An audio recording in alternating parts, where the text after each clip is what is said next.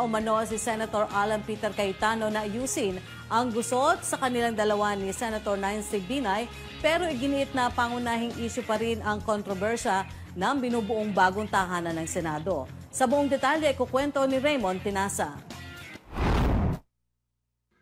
Nakahanda raw si Committee on Accounts Chairman Alan Peter Cayetano na magipag-ayos kay Senator Nancy Binay na nagsampa ng ethics complaint laban sa kanya.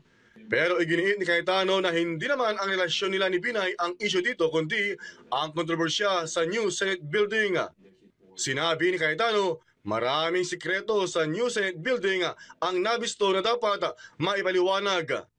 Ayon kay Cayetano, nitong linggo lamang nadiskubre ang mga nasabing itinago, bakit itinago at sino ang nagtago. Sa susunod na pagdinig ng Committee on Accounts, umaasa si Cayetano na magsasabi na ng totoo ang mga taga-DPWH para matapos na ang lahat.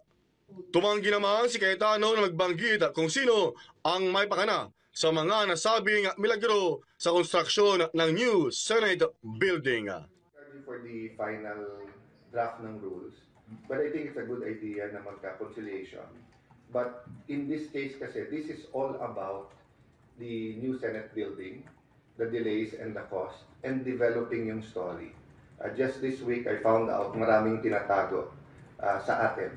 Sino nagtatago, bakit tinatago, I haven't gotten to that.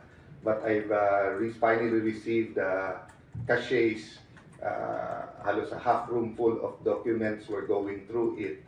And people are either blatantly lying or just not speaking to us, no? Ako, si Raymond Tinasa para sa Kwentong Politiko.